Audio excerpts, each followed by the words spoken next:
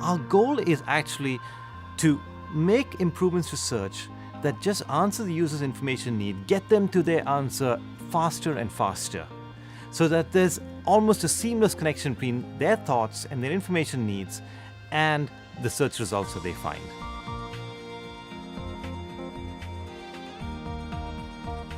Well, Google was started based upon algorithms that Larry and Sergey developed in Stanford called the PageRank algorithm.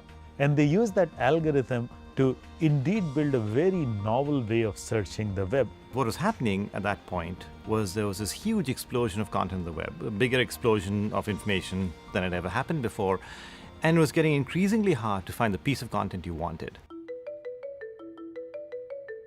In the beginning, we didn't have any advertisements at all. And as we went to add advertisements, it was very important to us that those ads be as relevant to the search as the search results themselves. And it was also very important to us that they be distinguished from the search results. There was a clear separation between ads and search from the very earliest times. Search had one goal and one goal alone: to provide the most relevant information for the user in the fastest time possible. In 1999 and 2000, we had a search engine that worked wonderfully, and it worked wonderfully for web pages. But one of the things we saw was as Google got better and better, users expected more and more from it. They didn't want just web pages. They wanted the best possible information available, be that a picture or a book. And so we started looking at how we could search new and other forms of content. And image search was the first of those, because we know that a picture is worth 1,000 words. And there were a lot of times when people would say, what is turquoise? We got to search, what is turquoise? And there's no way to answer that question without a picture. When September 11th happened, we as Google were failing our users. Our users were searching for New York Twin Towers, and our results had nothing relevant, nothing related to the sad events of the day. Because our index was crawled a month earlier, and of course there was no news in that index. So we placed links to all the news organizations like CNN right on our front page saying, please visit those sites to get the news of the day because our search is failing you.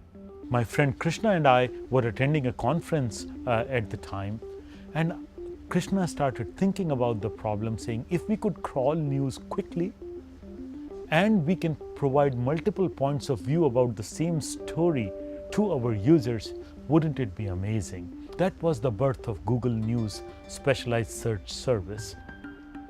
Well, in 2002, one of the trends we started to see was that the web had become a lot more rich. More images, more video, different kinds of content. And we started to realize that our users expected Google to be able to find something if it existed on the web.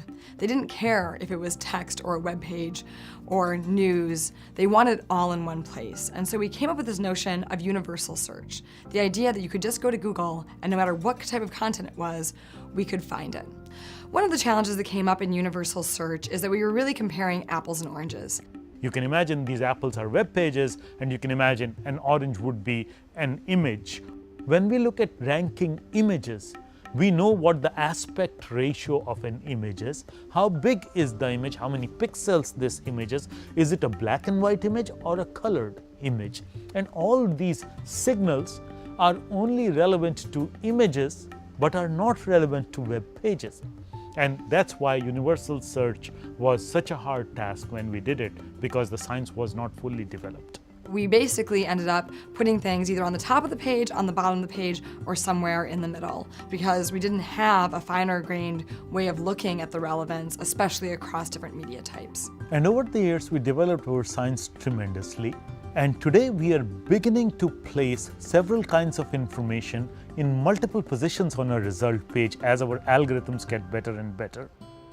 Our goal is to make it so that the improvement we make is so much what you wanted and fits so cleanly into the flow of what you're looking for that you almost don't notice that it's happened. And looking back at it, it seems obvious that that's the way it should have always been in the first place. When you do need a specific bit of information, Google tries to provide you exactly that using our quick answers. For example, take sports scores. You kind of want to know what the score is right now. You want to know how tall is the Empire State Building. Well, we want users to come to Google and get their information as quickly as they possibly can. And with Instant, you don't even have to type in your full thought. You don't have to hit enter. You can type in something like bike H, and we'll just show you the results right there before you've even finished your thoughts. We are pushing the boundaries of how you actually fundamentally interact with the search engine itself. With search by image, you can actually use that image as an input for the search. The truth is that our users need much more complex answers. My dream has always been to build the Star Trek computer, and in my ideal world, I would be able to walk up to a computer and say, hey, what is the best time for me to sow seeds in India, given that monsoon was early this year? And once we can answer that question, which we don't today, people will be looking for answers to even more complex questions. These are all genuine information needs, genuine questions that if we, Google, can answer, our users would become more knowledgeable and they would be more satisfied in their quest for knowledge.